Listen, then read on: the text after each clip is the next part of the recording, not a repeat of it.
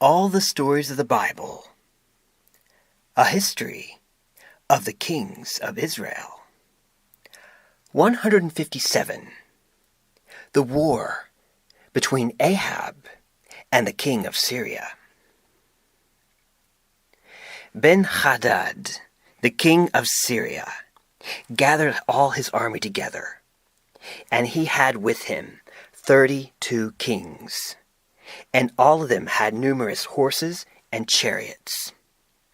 Now he went up and closed his armies around Samaria and fought hard.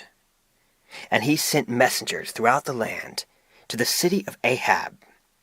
And this is what he said. Thus says Ben-Hadad, your silver and your gold belong to me. Your best wives and children, all of them are mine. Now the king of Israel answered, As you say, my lord, O king, I belong to you, and all that I have is yours. The messengers came again and said, No.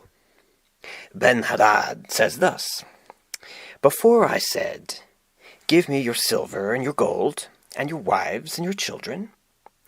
However, I have a new proposition.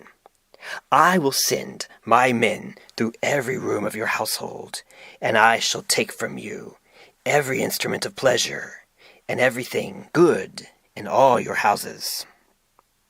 But I will let you have your lives. The king of Israel called the elders of the land and said, Look at this! This man is seeking trouble from me. For he first asked for my wives and my children and my silver and my gold, and I did not refuse him. But the elders of the people said, Don't listen to this man. Don't give in to these terms. So he sent back to the messengers of Ben-Hadad, Tell my lord the king, everything you said at first I will do, but this thing, I cannot do this. So the messengers departed, and they brought word back to Ben-Hadad. So Ben-Hadad sent a new message, saying, Well then, the gods do so to me and more also, if the dust of Samaria does not prove to be enough for all my men's salary.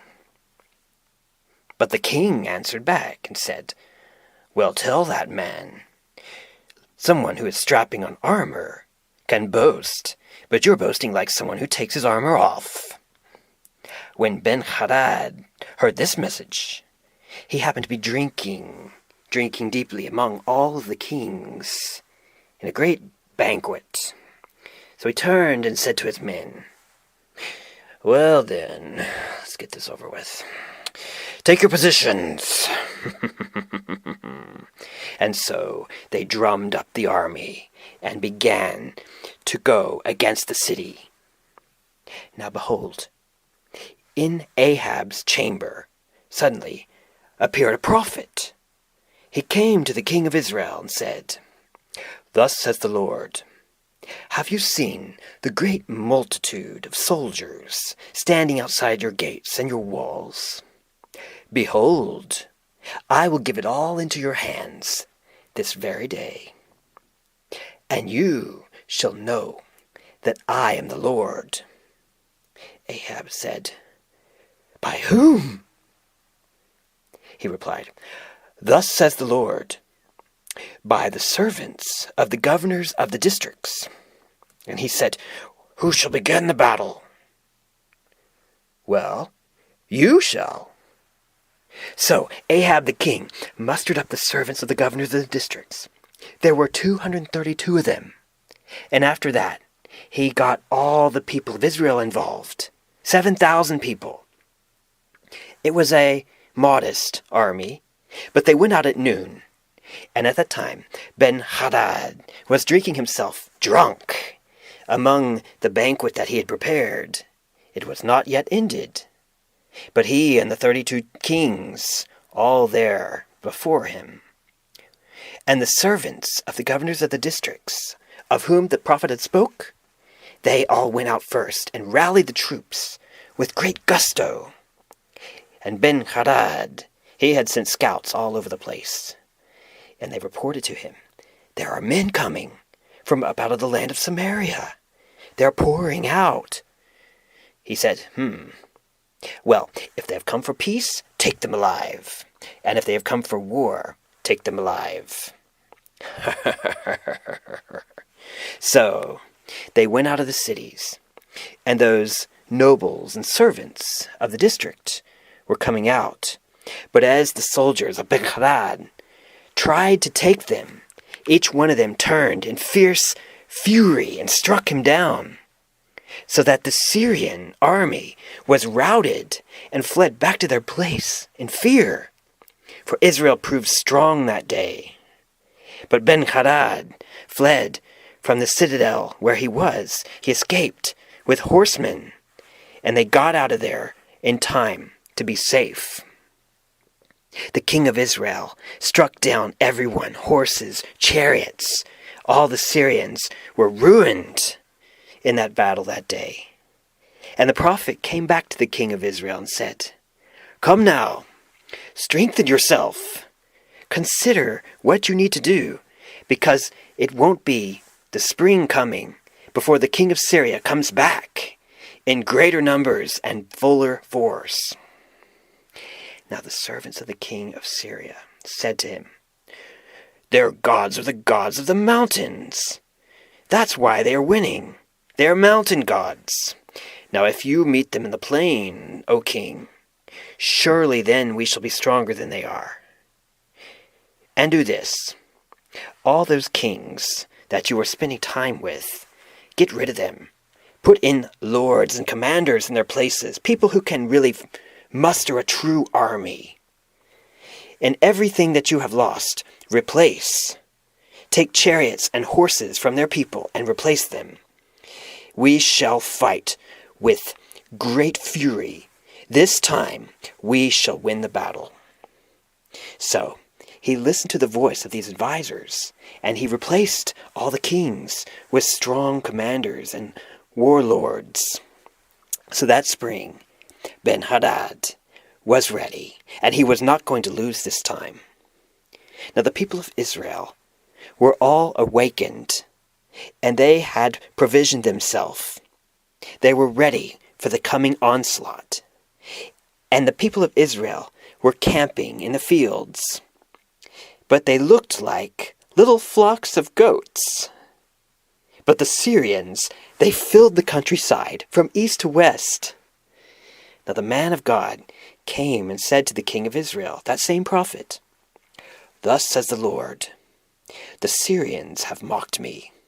They have said, 'This God is a God of the hills, but he is not a God of the valleys.' Therefore, for that reason, I intend to give this great multitude into your hand, and you also, you will fully understand that I am a true and living God." So they camped opposite one another, and there was tension. For 7 days they waited, but on the 7th day, the battle was joined. And the people of Israel rushed into the Syrians, and though there were 100,000 foot soldiers, they were wrecked. And whoever was left fled into the city of Aphek. It was a fortified city. But they pushed the wall, and the wall fell, and it fell over the people, thousands of them. Ben-Hadad fled deep into the bowels of the cities, and there he hid in an underground chamber. Now his servants and his advisors pleaded with him. They said, "Behold now, we have heard that the kings of Israel are merciful kings. Now only if you will be humble and wear sackcloth, and all of us will too, and put ropes on your head and dust, and come out to the king. Perhaps he will spare you." So they tied sackcloth and ropes, as they said, and they sent a message saying, "The king wishes to surrender himself. If only you should let him live." King Ahab said, "He lives, does he? Well then, I shall treat him as a brother, Now the men were waiting for some kind of sign, so they took these words back to Ben-Hadad. They said, "He said he will be a brother, and go and get him." So Ben-Hadad came out from hiding from his cave, and he came to the chariot on which Ahab was sitting.